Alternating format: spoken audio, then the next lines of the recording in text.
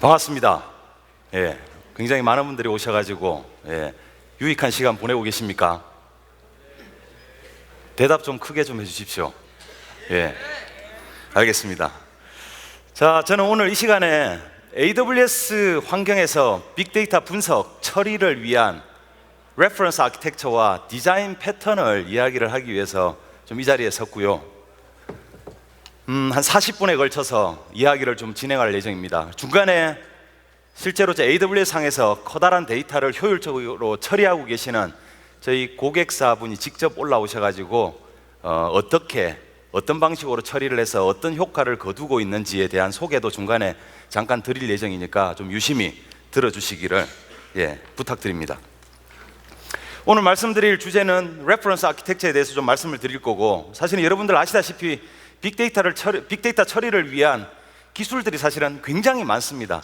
어떤 기술들을 어떻게 왜 사용해야 되는지 적재적소에 알맞는 솔루션들을 사실은 사용하는 것들이 굉장히 중요합니다. 그래서 저런 부분들에 대한 말씀을 드릴 거고, 말씀드렸던 대로 망고 플레이트라고 하는 고객분이 직접 오셔가지고 사례를 공유를 해주실 거고, 마지막에 빅데이터 처리를 위한 몇 가지 분석 방법론에 맞는 디자인 패턴을 소개를 해드리면서 마무리를 좀 할까 합니다.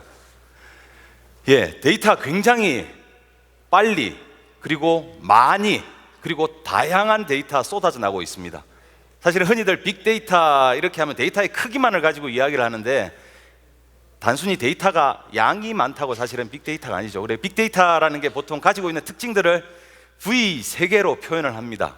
볼륨, 그리고 velocity, variety. 그래서 크기, 그리고 데이터가 쏟아져 나오는 속도 또는 처리를 해야 되는 속도, 그리고 마지막으로는 다양한 종류의 데이터들이 쏟아져 나오고 있다는 겁니다. 근데 문제는 뭐냐면, 데이터를 분석하는 업무들은 비단 지금뿐만 아니라 아주 오래전부터 있어 왔다는 거죠. 근데 그 분석하는 패턴 내지는 분석에 요구되어지는 요구 조건들이 굉장히 많이 바뀌고 있습니다.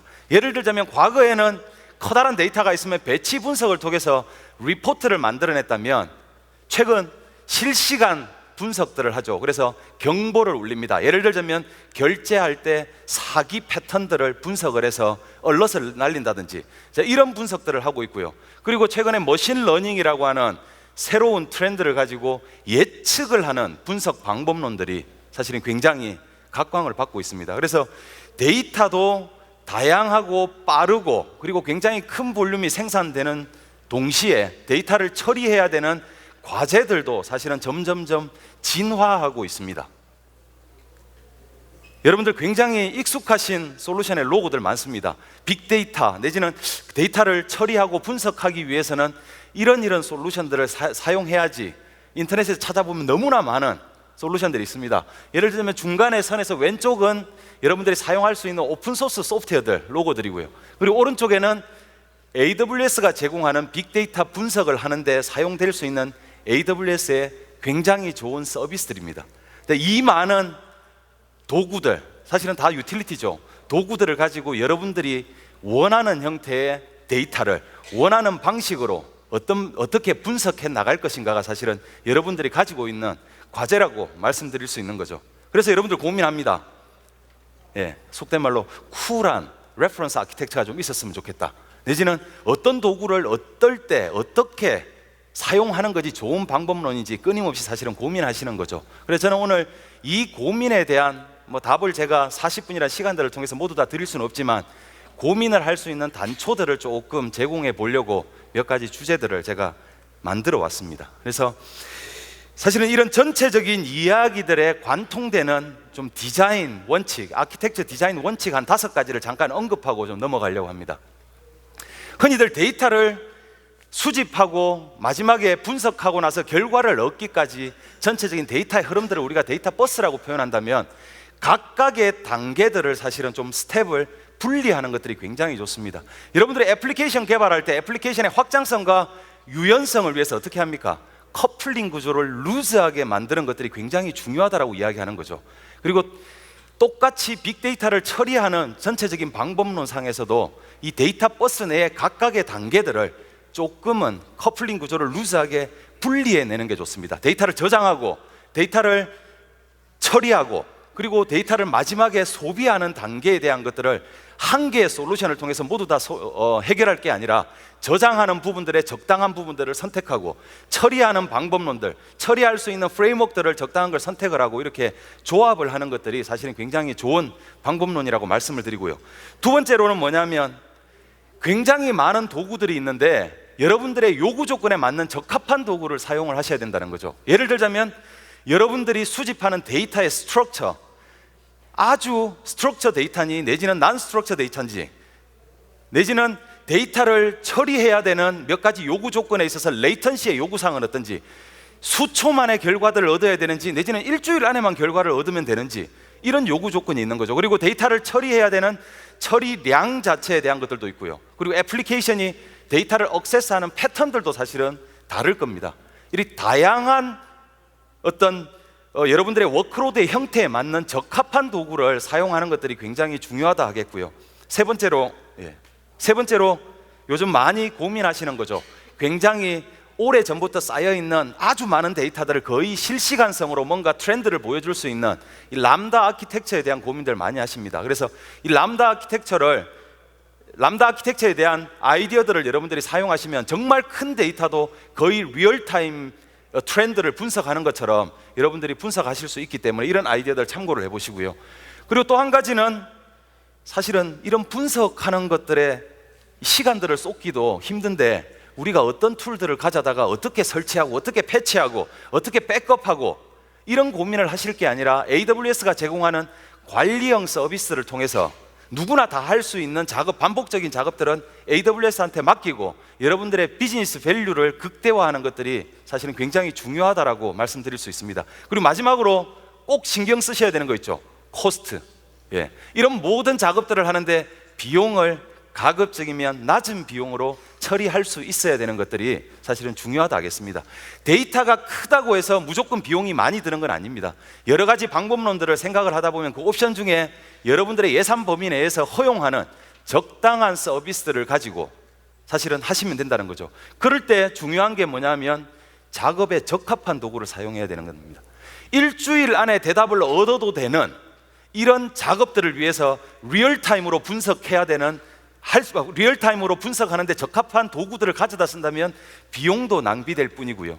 그렇기 때문에 저런 것들을 전체적으로 고민하는 것들이 굉장히 중요한 사항이라고 말씀을 드리면서 이야기를 하나하나 풀어가 보겠습니다. 빅데이터 처리 굉장히 복잡한 것 같은데 단순화 한번 시켜봤습니다. 여러분들 원하는 건 뭐냐면 쏟아져 나오는 데이터 받아들여가지고 원하는 결과값을 얻는 게 사실은 빅데이터 처리하는 전부입니다. 근데 저 내부의 파이프, 데이터가 흘러가는 저 파이프 속에 어떤 작업들을 어떻게 할 것인가가 사실은 되게 중요한 거죠. 근데 단계들을 가만히 생각을 해보면 한 4가지 단계로 나눌 수 있습니다. 처음에 데이터를 수집하고 수집된 데이터를 어딘가에 안정적으로 저장을 하고 저장된 데이터를 불러내서 우리가 원하는 분석을 하고 분석된 결과들을 마지막에 시각화해서 누군가 비즈니스 유저가 사용할 수 있는 데이터로 만들어주는 거죠. 근데 여기서 반복적인 작업이 일어나기도 합니다. 분석한 결과들을 다시 저장하고 과거에 저장된 데이터와 최근에 쌓인 데이터를 교차 분석해서 새로운 분석을 하고 또 반복적으로 하고. 근데 이제 이런 일련의 과정에서 앞에 말씀드렸던 대로 몇 가지 요구사항이 있습니다. 데이터를 수집해서 답변을 얻기까지 전체적인 시간들을 얼마 안에 해결해야 되는지 이런 요구 조건이 있고요. 두 번째로는 데이터를 처리해야 되는 처리량에 대한 요구 조건이 있습니다. 마지막으로 예산이라는 부분들도 굉장히 중요한 거죠. 저 3가지 조건에 맞게끔 저 안에 있는 4가지 스텝들을 구현하는 것들이 사실은 굉장히 중요합니다. 그래서 이 4가지 과정에 대해서 잠깐 살펴보도록 하겠습니다. 첫 번째 수집 단계입니다. 쏟아져 나오는 데이터들 굉장히 많습니다. 애플리케이션에서 실제로 고객들이 모바일 애플리케이션 같은 경우 애플리케이션에 클릭하는 클릭 스트림부터 애플리케이션 서버에서 수집되는 로그 데이터들, 앞에 세션에서 이 스플렁크에서 나와가지고 AWS에서 제공하는 몇 가지 로그, 클라우드 트레일, ELB 로그, S3 로그, 클라우드 프론트 로그, 이런 로그에 대한 것들 많이 말씀을 해주셨는데 AWS 서비스 자체에도 생산하는 로그뿐만 아니라 여러분들의 애플리케이션 서버나 웹 서버에서 생성해내는 로그들도 사실은 저장을 해야 될 거고요. 그리고 최근에 이 수많은 IoT 디바이스에서 생산되어지는 실시간 센서링 데이터들 다 수집을 해야 됩니다. 이런 다양한 종류의 데이터들의 수집하는 방법론들도 조금씩 다르게 사용해야 된다는 거죠. 사실 여러분들 굉장히 익숙한 방식일 겁니다. 이런 수집된 데이터들을 저장을 하는데도 사실은 데이터의 형태에 맞는 알맞는 저장소를 사용하는 것들이 사실은 굉장히 중요합니다. 첫 번째로 이 쏟아져 나오는 어떤 클릭 스트림이나 이런 스트림 데이터를 저장하기 위해서는 스트림 스토리지를 사실은 쓰시는 게 굉장히 좋습니다. 왜? 뒷단에 처리할 수 있는 몇 가지 프레임워크들을 이렇게 인티그레이션 하기에 사실은 굉장히 좋은 거죠. 예를 들자면 스트림 스토리지 같은 경우에 AWS의 관리형 서비스로 제공되는 저런 서비스들이 있고요. 키네시스 스트림스나 다이나모DB 스트림스 또는 SNS나 노티피케이션 서비스를 가지고 스트림 처리를 할 수도 있고 큐를 가지고 스트림 처리를 할 수도 있습니다. 그리고 또는 여러분들 굉장히 많이 쓰시는 로그 수집하고 이럴 때 오픈소스 소프트웨어 쓰시죠. 카프카. 이제 대신 카프카는 AWS가 서비스로 제공을 하지 않기 때문에 만약에 카프카를 사용하신다면 EC2 위에 카프카 소프트웨어를 설치를 해서 카프카 클러스터를 여러분들이 운영을 하셔야 됩니다. 이런 다양한 종류의 클릭의 스트림 스토리지 옵션들이 있기 때문에 여러분들이 선택을 해서 사용을 하시면 됩니다. 근데 스트림 스토리지 쭉 보시면 이런 형태로 구성이 됩니다. 중간에 있는 이 노란 박스가 스트림 스토리지고요. 왼쪽에 있는 게 로그를 생산해내고 데이터를 생산해내는 생산자입니다. 프로듀서, 애플리케이션이나 IoT 디바이스 같은 거죠. 그리고 뒷단에 있는 거는 스트림 스토리지에 저장되어 있는 실시간 데이터를 처리하는 어떤 소비자 입장인 거죠. 애플리케이션이 될 겁니다. 근데 스트림 스토리지의 특징들, 생산자하고 소비자를 완벽하게 분리해냅니다. 제가 앞에 아키텍처의 첫 번째 원칙들, 데이터 버스에 있어서 각 스테이지의 커플링 구조를 루즈하게 사실은 만들라는 거죠. 생산자, 소비자, 그리고 스트림 스토리지 이런 것들을 약간 분리해내는 겁니다. 이후의 확장성과 유연함을 위해서. 그리고 두 번째로 이 스트림 스토리지 같은 경우에는 여러분들이 설정하는 값에 대해서 일정 기간 동안 버퍼 역할을 하는 거죠. 딱 쌓아둡니다. 그리고 다수의 스트림 데이터를 하나의 스트림 스토리지에서 원활하게 수집할 수 있게 해주는 것들이 저런 키네시스 스트림스나 내지는 다이나모DB 스트림 내지는 카프카의 특징인 거죠. 마찬가지로 메시지의 순서, 사실은 리얼타임으로 분석을 해내는 데이터 같은 경우는 메시지의 순서가 사실은 굉장히 중요합니다. 저 순서가 틀어지게 되면 여러분들이 원하는 대답을 얻을 수 없을 수도 있거든요. 그래서 순서 굉장히 중요하고요. 그리고 뒤에 맵리듀스를 스트리밍 방식으로 처리하는 방법론들을 여러분들이 사용하시기도 합니다. 예를 들자면 뒤에 스파크 스트림 붙여가지고 스트림 분석을 하기도 하죠. 그리고 마지막에 생산자가 다수인 것처럼 소비자도 사실은 병렬적으로 다수가 동시에 소비하는 이런 특징들을 가지고 있는 게 스트림 스토리지의 특징이라고 볼 수 있습니다. 근데 각각의 스트림 스토리지가 가지고 있는 특징들이 굉장히 많아요. 근데 제가 오늘 이걸 일일이 다 설명을 드리기에는 시간이 부족해서 이 세션 이후에 자료가 공유되면 여러분들이 한번 리뷰를 해보시기 바랍니다. 제 나름대로 좀 비교를 해놓은 거거든요. 어베일러빌리티가 어떻고, 스루풋이 어떻고, 전체적인 코스트는 어떠며, 매니지먼트에 들어가는 오버헤드는 어느 정도인지 이런 것들을 좀 비교를 해놨기 때문에 나중에 한번 참고를 해보시기 바랍니다. 그리고 이 스트림 데이터 이외의 애플리케이션의 로그 같은 경우는 로그를 제대로 잘 쌓아둘 수 있는 파일 스토리지 필요합니다. 근데 파일 스토리지 이런 이야기하면 여러분들 머릿속에 뭔가 떠오르셔야 돼요. AWS를 많이 사용하신 고객이란다 한다면 아마존의 S3 심플 스토리지 서비스가 가장 이런 것들을 처리하기에 적당한 서비스인 거죠. 그래서 S3가 가지고 있는 여러 가지 특징 중에 사실은 빅데이터 처리에 좀 딱 핏한 알맞는 그런 장점들이 굉장히 많이 있습니다. 이런 장점들이 있죠. 오브젝트 개수 무제한, 여러분들 스토리지 확장을 어떻게 할 거고 나중에 페일이 나면 어떻게 하고 이런 고민하실 필요가 없습니다. 갖다가 저장하는 만큼 모두 다 저장해 드릴 수 있는 확장성 저희가 보장을 해드리고요. 가용성 내지는 데이터의 내구성 이런 것들을 다 보장을 해드리거든요. 이런 특징 이외에 정말 제가 오늘 강조드리고 싶은 특징은 이런 5가지가 있습니다. 첫 번째, 하둡 클러스터를 한번 예를 들어 볼게요. 하둡 클러스터 같은 경우에 컴퓨팅 파워와 스토리지가 사실은 일체화되어 있습니다. 여러분들이 10노드짜리 하둡 클러스터를 만들었는데 데이터를 분석하는데 CPU하고 메모리는 계속 놀고 있는데요, 스토리지가 꽉 찼어요. 어떻게 해야 됩니까? 노드를 더 갖다 붙여야 되죠. 사실은 디스크만 늘리면 되는데 컴퓨팅 파워까지 같이 늘어납니다. 거기서 약간의 비용이 사실은 비용이 셀 수 있는 겁니다. 그래서 굉장히 좋은 패턴은 뭐냐면 이 컴퓨팅 파워와 데이터를 저장하는 이 스토리지를 사실은 분리해 내는 것들이 굉장히 좋은 패턴이라고 하겠죠. 그러면 결국 스토리지를 위해서 컴퓨팅 파워 내지는 클러스터를 확장하는 이런 부담들은 없어질 겁니다. S3라고 하는 오브젝트 스토리지를 쓰신다면 완벽하게 분리해 낼 수 있거든요. 이게 첫 번째 장점이고요. 두 번째로 스파크나 하이브나 프레스토나 이런 여러 가지 분석 방법론을 가지고 동일한 데이터를 가지고 누구는 스파크를 해가지고 분석을 하고 누구는 하이브를 가지고 분석하고 누구는 프레스토를 가지고 분석할 수 있다는 거죠. 하둡 클러스터 같은 경우에는 하둡 클러스터 위에 저런 소프트웨어들을 다 따로따로 얹어가지고 모든 사람들이 하나의 클러스터에 동일한, 그러니까 여러 가지 분석들을 동시에 해야 되기 때문에 리소스의 컨텐션이 사실은 발생할 수도 있거든요. S3에 저장해놓고 스파크를 위한 클러스터 따로 만들고요, 하이브를 위한 클러스터 따로 만들고 프레스토를 위한 클러스터를 따로 만드는 거죠. 다 사용하고 나면 어떡합니까? 쓰레기통에 과감하게 버리면 됩니다. 왜? 분석된 결과는 다시 S3에 넣어놓고 나중에 활용을 하면 되거든요.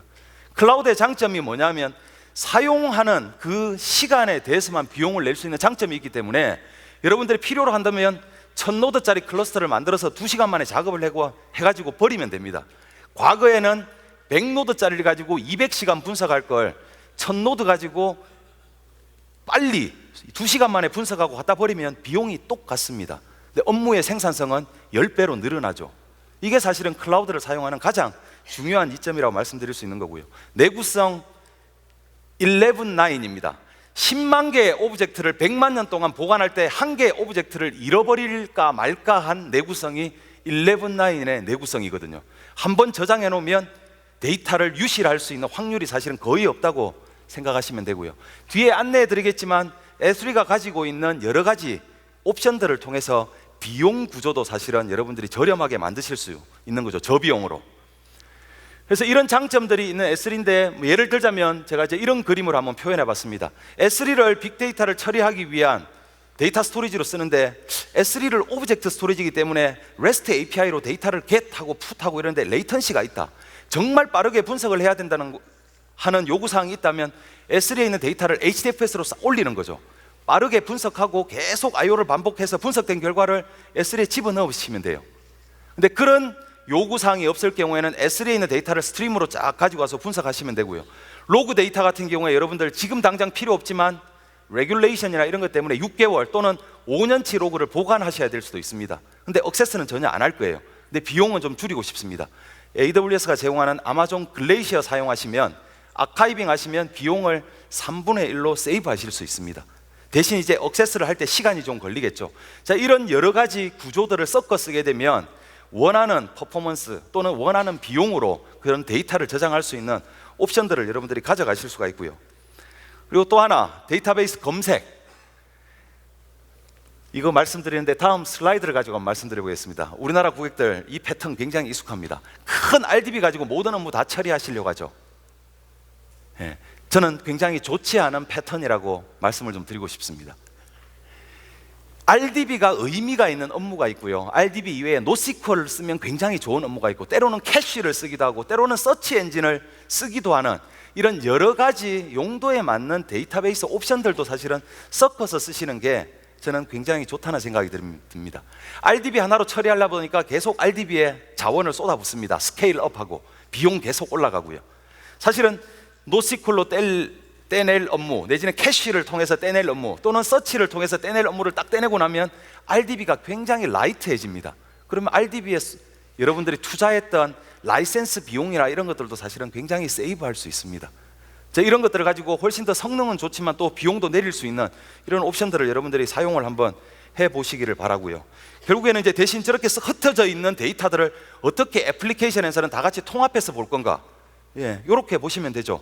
RDB를 사용할 업무와 NoSQL 그리고 서치 캐시, NoSQL을 통해서 들어온 데이터들을 뒤에서 처리해서 다시 서치 엔진에 인덱싱을 한다거나 내지는 캐싱을 시키면 애플리케이션에서는 모든 데이터들을 같이 볼 수 있습니다. 그래서 서치 기능을 쓸 때는 서치 엔진 쪽으로 리퀘스트를 날리면 되고요, 나머지 복잡한 어떤 테이블 조인 퀄이나 이런 것들을 사용해서 값을 가지고 오려면 사실은 RDB 액세스 하시면 되거든요. 이런 방식으로 다양한 옵션들을 사용을 하시라라고 하는 게 중요한 또 포인트 중에 하나입니다. 또 하나는 사실은 데이터의 특성들을 나누는데, 우리가 이제 일반적으로 핫한 데이터, 콜드한 데이터 이렇게 나눕니다. 그래서 핫한 데이터는 데이터 용량이 저렇고 응답 시간은 저렇고 뭐 이런 데이터를 핫한 데이터, 콜드한 데이터라고 하는데, 제가 이 장표를 마련한 이유는 이걸 설명하기 위해서가 아니라 뒤에 슬라이드를 설명하려고 한 거거든요. 핫한 데이터는 지금 굉장히 자주 데이터를 액세스하는 데이터를 이제 흔히들 핫한 데이터라고 합니다. 그리고 데이터를 액세스할 때 레이턴시도 굉장히 짧아야 되고요. 그래서 보면 데이터가 핫한 데이터냐 콜드한 데이터냐, 데이터를 가지고 오는데 보장받아야 될 레이턴시가 굉장히 낮아야 되냐, 길어도 되냐, 내지는 데이터가 하일리 스트럭처된 데이터인지 내지는 비정형 데이터인지에 따라서 사용할 수 있는 옵션들을 여러분들이 다양하게 좀 사용을 하시라라고 말씀을 다시 한번 드리고 싶고요. 저장에 의해서 이제 분석으로 가면, 여러분들 이제 세 번째 쭉 보시면 분석하는 솔루션들 여러분들 굉장히 많이 보신 거죠. 이것도 사실은 다양하게 여러분들이 패턴에 맞게끔 좀 사용을 하셔야 됩니다. 예를 들면 분석이라는 건 뭐냐면 그냥 분석하면 되는 게 아니라 의미 있는 값을 만들어내서 비즈니스에 도움이 되기 위한 그런 분석 결과들을 사실은 얻어야 되는 거지 않습니까? 그렇게 하기 위해서 흔히들 이런 4가지 분석 방법론을 사용합니다. 대화형 분석, 배치 분석, 실시간 분석, 내지는 기계학습, 머신러닝 이런 것들을 사용하는 거죠.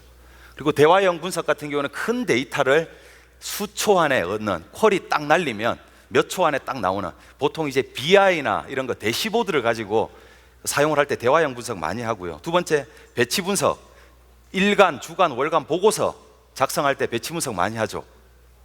그리고 실시간 분석 같은 경우에 결제 사기 경고나 니어 리얼 타임의 마이크로 배치 업무들을 위해서 실시간 분석들 사실은 굉장히 많이 합니다. 수 밀리초에서 수초 안에 데이터를, 그러니까 값을 얻어야 되는 경우에 실시간 분석을 하고요. 마지막에 머신러닝들, 자율학습이나 감독학습을 통해서 스스로 뭔가 의미 있는 데이터들을 계속 만들어낼 수 있는 이런 기계학습을 통한 예측도 하게 됩니다. 근데 이런 각각의 4가지 분석 방법론에 따라서 사용할 수 있는 소프트웨어들도 사실은 좀 가려서 사용하는 것들이 좀 좋은 방법이라고 말씀드릴 수 있습니다. 예를 들자면 커다란 데이터에 대한 배치 분석들은 맵 리듀싱이나 내지는 하이브나 이런 것들을 통해서 사용을 하시는 게 굉장히 좋고요. 이 인터랙티브한 대화형 분석 같은 경우에는 레드시프트 같은 DW 전용 서비스 내지는 프레스토나 임팔라, 스팍 같은 걸 사용을 하는 것들이 굉장히 좋은 패턴이라고 볼 수 있는 거죠. 뒤에 다시 한번 쭉 정리하면서 말씀을 좀 드릴 거고요. 그리고 마지막으로 이 분석한 데이터를 사실은 이제 우리가 읽고 그리고 이걸 비즈니스에 도움이 되게 만들기 위해서 비주얼라이즈를 주로 많이 하죠. 이런 것들을 하기 위해서는 여러분들이 기존에 사용하고 계시던 그런 BI 툴들 그대로 사용하실 수도 있고, 여러분들이 애플리케이션을 직접 셀프 서비스 대시보드를 개발하실 수 있고, 내지는 뭐 RStudi오나 이런 것들, 내지는 오픈소스 소프트웨어 아파치 제플린이나 이런 것들을 붙여가지고도 여러분들이 시각화할 수 있는 이런 옵션들이 많이 있습니다. 이런 것들을 다 섞어서 사용을 하시는 것들이 좋은데, 이걸 다 한번 모아보면 이런 그림이 나올 겁니다. 근데 사실은 이 전부를 다 사용할 수는 없습니다. 데이터가 어떤 데이터에 따라서 어떻게 저장을 할 거고, 여러분들이 원하는 형태의 분석 방법론이 뭐냐에 따라서 어떤 솔루션 내지는 어떤 프레임워크를 가지고 분석을 할 것인지 사실은 결정을 하셔야 되고, 그리고 뒤에 있는 비주얼라이제이션 툴들도 여러분들의 업무 요건에 맞는 여러 가지 다양한 AWS의 파트너 툴들 또는 AWS가 발표한 퀵사이트라고 하는 AWS의 BI 소프트웨어들도 여러분들이 사실은 사용하실 수가 있습니다. 자, 여기서 망고플레이트의 유호석 CTO님 모시고 망고플레이트의 사례에 대한 얘기들을 한번 들어보도록 하겠습니다. 큰 박수로 맞이해 주시기 바랍니다. 안녕하세요. 망고플레이트 CTO 유호석입니다. 저는 오늘 레드시프트 기반의 망고플레이트 분석 및 추천 시스템에 대해서 간단히 말씀드리도록 하겠습니다. 간단히 저희 망고플레이트에 대해서 소개를 드리면요, 망고플레이트는 사람들이 쉽게 맛있는 곳을 찾을 수 있도록 도와주는 서비스입니다. 저희 망고플레이트의 성장에 대해서 간단히 말씀을 드리면요, 2013년 10월 출시해서 2014년 12월에는 40만 다운로드, 그리고 작년 2015년 12월에는 220만 다운로드, 그리고 현재는 누적 다운로드 250만 이상, 그리고 월간 MAU 180만 이상, 그리고 월간 페이지 뷰 2천만 이상을 달성하며 지속적으로 성장하고 있습니다. 네, 저희 맛집 서비스에서 어떤 분석과 어떤 추천을 하고 있을까 궁금해 하시는 분들이 있을 텐데요.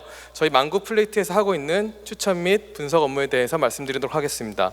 첫 번째는 추천 엔진입니다. 저희 망고 플레이트에서는 모든 식당과 식당의 유사도, 그 다음에 사용자와 사용자 간의 유사도, 그리고 사용자와 식당 간의 유사도를 계산하고 있습니다. 그리고 두 번째는 프라우드 디텍션인데요. 저희 망고 플레이트에서는 이제 가짜 리뷰와 그 다음에 가짜 사용자들을 계속 보고 있고요. 모든 사용자와 리뷰와 사진의 점수를 계산하고 있습니다. 그리고 이 모든 데이터를 종합하여 식당에 대한 평점을 계산하고 있습니다. 그리고 세 번째는 유저 비헤이비어에 대한 분석인데요. 저희 망고 플레이트에서는 웹과 앱 사용자에 대한 매핑, 그리고 리텐션 쿼리들, 그리고 사용자의 세그멘테이션이나 유저 테스팅을 위한 분석들을 하고 있습니다. 저희 서비스가 지속적으로 성장을 하면서 서비스 성장에 따른 여러 가지 페인 포인트들이 있었는데요. 첫 번째는 서비스가 성장함에 따라서 기존 시스템으로는 계산 시간이 너무 오래 걸려서 하루 이상 소요가 되는 그 문제가 있었습니다. 두 번째는 추천 및 레이팅 알고리즘의 고도화로 쿼리가 점점 복잡해지는 상황이 있었습니다. 그리고 세 번째는 분석하고 싶은 데이터가 모두 여러 곳에 흩어져 있었습니다. 어떤 솔루션을 이용해야 될까 저희 그 개발팀의 고민이었었는데요. 먼저 저희 팀의 상황에 대해서 진단을 해보았습니다. 첫 번째는 저희 개발팀이 많지 않아서 별도의 분석 스크립트를 만들기에는 개발자들이 부족한 상황이었고요. 그러다 보니까 알고리즘의 70% 이상을 SQL 기반의 쿼리에 의존하고 있었습니다. 그리고 세 번째는 분석에 필요한 모든 로그 데이터를 S3에 저장하고 있었습니다. 결국에는 저희는 레드시프트를 도입하기로 결정을 했고요. 레드시프트의 장점에 대해서 간단히 말씀을 드리면 쉽게 페타바이트 규모까지 스케일 아웃이 가능하다는 점, 두 번째는 빠른 계산 속도, 그리고 세 번째는 초기 구축 비용 없이 저렴한 가격으로 실제 서비스에 적용할 수 있다는 점이었습니다. 그리고 마지막으로 가장 중요한 점은 표준 SQL을 대부분 지원하고 그뿐만이 아니라 통계 패키지에서 지원하는 애널리틱 펑션들도 잘 되어 있어서 저희는 레드시프트를 긍정적으로 서비스에 도입할 수 있었습니다. 저희 망고 플레이트가 단계별로 AWS 및 레드시프트를 도입하게 된 배경에 대해서 말씀드리겠습니다. 2015년에는 저희가 국내 클라우드 서비스와 그 다음에 AWS 도쿄 리전을 하이브리드 형태로 사용하고 있는 구조를 가지고 있었습니다. 그러다 보니 모든 데이터를 분석하기에는 클라우드 서비스 자체가 물리적으로 분리되어 있는 문제가 있어서 2016년 저희 망고 플레이트는 전체 서비스를 모두 AWS로 이전하는 결정을 하게 되었습니다. 그리고 2016년 초에 AWS 서울 리전 오픈 소식을 듣고 베스핀 글로벌과 긴밀하게 협업하여 전체 서비스를 성공적으로 AWS 서울 리전으로 이전할 수 있었습니다. 네, 저희 망고 플레이트의 그 추천 분석 시스템의 아키텍처에 대해서 간단히 말씀을 드리겠습니다. 아까 양승도 아키텍처님께서 말씀해 주셨던 구조 스텝과 거의 비슷한 형태인데요. 처음에 수집 단계, 저장 단계, 분석 단계, 시각화 및 소비 단계를 거쳐서 저희는 분석을 하고 있습니다. 첫 번째는 RDS에 있는 관계형 데이터베이스뿐만이 아니라 EC2에 쌓이는 모든 로그 데이터들을 플러스D를 통해서 S3에 저장을 하고 있습니다. 그리고 S3에 저장된 데이터와 RDS에 있는 데이터를 레드시프트에 싱크하여 그 분석에 필요한 시각화 툴을 통해서 데이터를 보기도 하고요. 그리고 다시 RDS에 저장하여 실제 필요한 서비스 데이터로 활용하고 있습니다. 그러면 어떤 점들이 좋아졌을까요? 첫 번째는 분석 속도의 개선입니다. 여기 보시는 것처럼 알고리즘 쿼리 같은 경우에는 7.5배에서 9배 이상의 성능 향상이 있었고요. 두 번째는 리턴션 쿼리 같은 경우에도 상당히 그 헤비한 쿼리였는데 12배에서 20배 정도의 분석 속도 개선이 있었습니다. 또 하나 큰 장점은 분석 쿼리들의 단순화였습니다. 아까 말씀드렸던 것처럼 그 분석 쿼리가 점점 복잡해지는 상황이 있었는데요. 애널리틱 펑션들을 적용함으로써 쿼리가 간결화되고 그리고 다양한 그 알고리즘에 대한 고도화를 저희가 진행할 수 있었습니다. 그리고 제이슨 펑션 같은 그 특화된 펑션들이 있어서 API 로그에 있는 데이터도 쉽게 레드시프트 통해서 분석할 수 있었습니다. 네, 이상 저희 망고플레이트에서 사용한 경험담에서 말씀드렸고요. 저희 망고플레이트 분석 및 추천 시스템을 함께 개발할 개발자들을 찾고 있습니다. 마지막으로 저희 망고플레이트는 베스핀 글로벌로부터 매니드 서비스를 받고 있습니다. 감사합니다.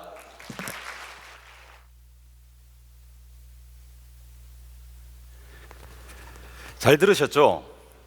사실은 원하는 요구사항과 그리고 현재 개발팀에서 가지고 있는 스킬셋들 이런 것들을 객관적으로 분석해서 아주 적당한 솔루션들을 가지고 원하는 효과를 사실은 내게끔 이 변화시킨 굉장히 좋은 사례라고 말씀드릴 수 있습니다. 사실은 오늘 발표한 장표는 굉장히 단순하게 되어 있지만 아주 많은 고민하셨을 거고요. 사실은 굉장히 좋은 비즈니스 지금 잘하고 계시는 망고플레이트라고 생각을 합니다. 그래서 이제 쭉 그 데이터를 분석하고 수집하고 뭐 하는 쭉 단계에 대해서 한번 말씀을 드렸는데 앞에 4가지 분석 방법론들을 쭉 말씀드렸습니다. 그 분석 방법론에 대한 디자인 패턴에 대해서 말씀을 드리고 정리를 좀 하려고 합니다. 예. 앞에 말씀드렸죠. 대화형 분석, 배치 분석, 그리고 실시간 분석, 기계 학습과 관련된 4가지 분석 방법론에 대해서 어떤 디자인 패턴으로 AWS 상에서 데이터를 효율적으로 처리할 것인가, 거기에 대한 뭐 조금의 아이디어를 여러분들에게 드린다는 차원에서 준비를 해봤고요. 첫 번째, 그렇게 하기 위해서 첫 번째 원칙으로 데이터 버스에서 처리와 데이터 저장하는 것들을 분리를 일단 좀 해냅니다. 이게 이제 뒤에 어떤 효과를 가져갈 건지 여러분들이 차근차근 보실 거고요. 이렇게 분리하고 나면 뒤에 처리하는 여러 가지의 애플리케이션들이 하나의 데이터 스토어에서 중복해서 데이터를 읽어가지고 다양하게 처리할 수 있는 방법론이 가능해집니다. 앞에 말씀드렸듯이 저장하고 분석하는 것들을 딱 떼어내고 나니까 저장된 곳에서 여러 가지 작업들을 하는, 아마 AWS의 람다라고 하는 클라우드 펑션을 통해서 뭔가 작업을 하거나 내지는 키네시스 S3 커넥트를 통해서 키네시스에 저장을 하면 커넥트를 통해서 다이렉트로 S3로 저장을 하는 2가지 작업들이 동시에 가능합니다. 자, 이렇게 하고 나면 처리 프레임워크들, 키네시스로 들어온 스트림 데이터는 바로 아파치 스톰을 붙여가지고 리얼타임으로 대답을 얻고요. 그리고 다이나모 DB나 아마존 S3에 들어가 있는 것은 하이브나 스파크를 통해서 또 다른 형태의 결과들을, 예를 들자면 리얼타임으로 결과를 얻는다면 약간 시간이 소비돼도 괜찮은 결과들은 이쪽 단계에서 여러분들이 얻을 수 있는 거죠. 그래서 말씀드렸던 것처럼 실시간으로 해야 되냐, 내지는 데이터가 핫하냐 콜드하냐, 처리 응답 시간이 실시간이어야 되냐 아니면 배치 형태로 분석되냐에 따라서 여러 가지 소프트웨어들을 혼용을 할 수가 있습니다. 그래서 리얼타임 같은 경우에는 저쪽이죠. 그리고 인터랙티브한 대화형 분석 같은 경우에는 이런 레시프트나 스파크, 임팔라, 프레스토 같은 것들을 쓰는 것들이 적당하다고 말씀을 드리고요. 마지막으로 배치 분석, 굉장히 큰 데이터에 대한 헤비한 배치 분석 같은 경우에는 하이브를 통해서 여러분들이 효율적으로 하시는 것들이 좋은 디자인 패턴일 겁니다. 사진 다 안 찍으셨나요? 찍으시겠습니까? 죄송합니다. 너무 빨리 넘겨서. 발표 자료 이후에 다 슬라이드 쉐어를 통해서 공유되기 때문에 이후에 보셔도 됩니다. 그리고 실시간 분석에 대한 디자인 패턴, 자, 저장과 프로세싱을 완벽하게 분리한 거죠. 실시간 분석을 위해서는 이 스트림 스토리지를 사용합니다. 키네시스 스트림스나 다이나모DB 스트림스 내지는 아파치 카프카를 통해서 여러분들이 선택을 하셔가지고 저장을 하고 나면 뒤에 스파크 스트리밍이나 아파치 스톰 또는 AWS의 람다나 키네시스 클라이언트 라이브러리를 가지고 만든 애플리케이션을 통해서 실시간 처리를 하죠. 처리된 결과들을 데이터베이스에 넣고 뒤에서 비주얼라이즈 한다든지 대시보드로, 내지는 계산된 결과를 가지고 뭔가 얼럿을 뿌려야 되면 노티피케이션 서비스를 통해서 관리자한테 노티를 주는 저런 디자인 패턴들을 여러분들이 만드실 수 있습니다. 그리고 여기 한 켠에 리얼타임 예측하는, 프리딕션하는 아마존 머신러닝을 가지고 기계학습도 계속 여러분들이 돌리실 수가 있는 거죠. 그리고 대화형 분석하고 배치 분석을 보면 이 아래쪽에 있는 거는 사실은 배치 분석이고요, 위에 있는 거는 대화형 분석입니다. 똑같은 과정들을 통해서 반복되는 것 같지만 생산된 데이터를 S3에만 저장을 딱 해놓고 나면 뒤에 스파크냐 하이브냐 피그를 쓸 건지 내지는 프레스톤을 쓸 건지 내지는 레드시프트를 쓸 건지를 동시에 쓸 수 있는 거죠. 동일한 데이터를 용도가 다르게 다른 솔루션을 통해서 이렇게 중복해서 사용할 수 있는 자유로움을 가져가실 수 있는 겁니다. 이게 왜 가능하냐? 처리와 저장이라는 것들을 완벽하게 분리하기 때문에 이런 것들이 가능해지는 거죠. 그래서 이 배치 분석 같은 경우 여러분들이 주당, 월당 이렇게 수행을 한다면 365일 내내 켜놓으실 필요가 없는 거죠. 한 달 동안 사실은 월간 리포팅을 하는, 배치 분석을 하는, 저 분석하는 시스템들이 10시간 필요하다. 예. 이러면 한 2시간 전에 딱 띄워가지고 10시간 분석하고 분석된 결과 다시 S3나 내지는 뒤쪽으로 전달하고 나서 얘는 버리는 겁니다. 그리고 나머지 29일 정도는 가만히 냅두는 거죠. 없습니다. 비용이 안 들어가죠. 그리고 30일째 되면 다시 만들어가지고 10시간 동안 분석 돌리고 또 갖다 버리고 이렇게 사용하시는 거죠. 근데 인터랙티브한 대화형 분석 같은 경우에는 늘 띄워놔야 되지 않습니까? 적당한 크기로 가만히 놓고 계속 실시간으로 여러분들이 사용을 하시면 되는 거고요. 마지막 패턴이 보면 람다 아키텍처에 대한 그런 패턴들이 AWS에서 어떻게 가능할까? 마찬가지입니다. 데이터 들어오면 아마존의 키네시스 스트림으로 데이터를 일단은 넘깁니다. 그러고 나면 배칠 레이어 같은 경우에는 람다 아키텍처에 3가지 보통 레이어가 있죠. 배칠 레이어가 있고 스피드 레이어가 있고 서빙 레이어, 이 3가지를 혼용해서 사용하는 것들을 흔히들 이제 람다 아키텍처라고 이야기하는데, 배칠 레이어는 S3 커넥터를 가지고 S3에 쌓고 뒤에 배치 분석하는 부분들을 통해서 뒤에 애플리케이션이 데이터를 소비할 수 있도록 만들어주는 거고요. 그 다음에 스피드 레이어 같은 경우에는 아까 리얼타임 분석하던 그 방법론을 그대로 쓰는 거죠. 그리고 중간에 리얼타임으로 분석된 결과들을 다시 한번 모아서 교차 분석해서 마지막 정말 우리가 원하는 의미 있는 데이터를 만들어내는 이 서빙 레이어를 만들어내는 이 단계까지 AWS를 통해서 여러분들이 쉽게 이런 디자인 패턴으로 구성하실 수 있다는 말씀을 드립니다. 그리고 중간에 연결해주는 머신러닝을 적당한 곳에 여러분들이 사용을 하신다면 좀 더 의미 있는 값들을 구하실 수 있을 겁니다. 쭉 한번 말씀을 드렸는데요, 앞에 5가지 말씀드렸죠. 사실 다시 한번 반복하고 싶습니다. 데이터 버스에 스토어하고 프로세싱하는 것들을 일단 분리를 시켜야 되고, 여러분들이 원하는 요구 조건 내지는 여러분들이 현재 가지고 있는 기술을 기반으로 적당한 솔루션들을 선택을 해서 사용하는 것들이 굉장히 좋은 패턴이고, 람다 아키텍처에 대한 아이디어, 그리고 가능하다면 매니지드 서비스, 관리형 서비스를 통해서 여러분들이 경쟁력 내지는 차별화되지 않는 이런 작업들에 투자를 하지 마시고 비즈니스에 투자를 하실 수 있도록 관리형 서비스를 주로 사용을 하시라. 그리고 마지막에 코스트도 굉장히 중요하다라고 말씀을 좀 드리면서 발표를 좀 마칠까 합니다. 마지막으로 여기 모바일 페이지 들어가셔가지고 설문 응해주시면 저희가 다음번 행사 준비하는데 굉장히 도움이 되겠습니다. 꼭 좀 해주시고요. 장시간 들어주셔서 감사합니다.